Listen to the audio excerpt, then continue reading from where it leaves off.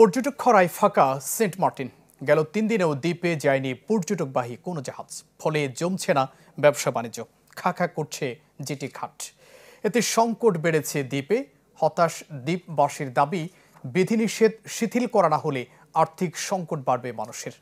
আজিম নিহাদের report, ছবি তুলেছেন সাদেক হোসেন খোকা। এই ছায়ার মতোই যেন বিষাদে ভরা পুরো দ্বীপ। কোনো ভিড় নেই, ফাঁকা হোটেল রেস্টুরেন্ট, জনশূন্য সৈকত আর জেটিতে নেই জাহাজের হুইসেল। সবখানে শুনশান নীরবতা। কোথাও যেন কেউ নেই গল্পেরই দৃশ্যপট সেন্ট মার্টিন জুড়ে।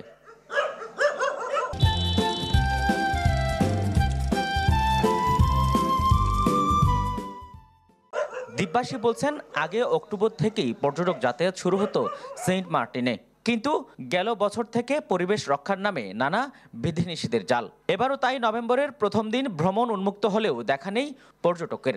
ফলে আগে ৪ মাস ব্যবসা করে বাকি ৮ মাস সংসার চালালেও এখন মাত্র ২ মাস ব্যবসা করে কিভাবে বাকি সময় টানবে সেই দুশ্চিন্তায় ঘুম হারাম দ্বীপবাসীর।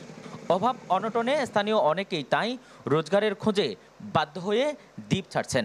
দুটা দোকানের মধ্যে 12 বন্ধ দিতে পারতেছি না। আমরা এমন লসে আছি, বলার মতো না। একবেলা খাইতে পারলে একবেলা খাইতে পারতেছি। গত বছর থেকে আমার পড়ালেখা রান করতে খুবই কষ্ট বলতে আমার টাকাও দিতে পারতেছে না। কারো কোনো টাকা ইনকাম নাই, কারো কোনো ব্যবসা নাই, কোনো কিছু চলাবার নাই এখন বর্তমানে। গাড়ি চালাই, স্থানীয় আমরা নিজেরা সরি, বাইরের লোকদের আমরা চড়ার মতো লোক পাই না। সেন্ট মার্টিনে হোটেল মোটেল ও রেস্টুরেন্ট মিলে ব্যবসা প্রতিষ্ঠান আছে ৩ শতাধিক। পর্যটক সংকটে ব্যবসা এখন চরম মন্দা। তাই হোটেল রেস্টুরেন্ট বিক্রি করার বিজ্ঞাপন দিয়েছে অনেক মালিক। তবে চাইলেই বিক্রি করা যাচ্ছে না, কারণ পর্যটকের এমন খরায় মিলছে না ক্রেতাও। অনেকেই হোটেল বিক্রি করার জন্য পত্রিকায় অ্যাড দিয়েছে, বিজ্ঞাপন দিয়েছে এবং বিভিন্ন জনকে যাদের যেখানে পরিচিত মহল আছে সেখানে বলা বলে হচ্ছে। তো এইভাবে যদি একের পর এক আইন চাপিয়ে দেয় তাহলে হোটেলও কে নেবে? স্থানীয় জনপ্রতিনিধি বলছেন, সেন্ট মার্টিনের ৮০% মানুষ পর্যটনের উপর নির্ভরশীল। মাত্র ২ মাসের আয় দিয়ে ১০ মাস চলা সম্ভব নয়। এই অবস্থা চলতে থাকলে দ্বীপে শীঘ্রই নেমে আসবে জীবিকা আর খাদ্য সংকট। ওইখানে ব্যবসা বাণিজ্য নাই, ইনকাম নাই, এরকম এখন মনে হয় আগের মতো সেন্ট মার্টিন মনে ফিশিংও হয় নাই, মাছও পড়ে নাই এরকম। এজন্য সেন্ট মার্টিনবাসী যদি এরকম থাকলে অনাহারে মরবে।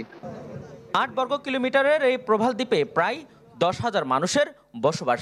কিছু মানুষ মাছ ধরলেও বেশিরভাগের জীবিকা পর্যটনের উপর নির্ভরশীল। কিন্তু সরকার পর্যটনে বিধি নিষেধ দিলেও ব্যবস্থা করেনি বিকল্প আয়ের।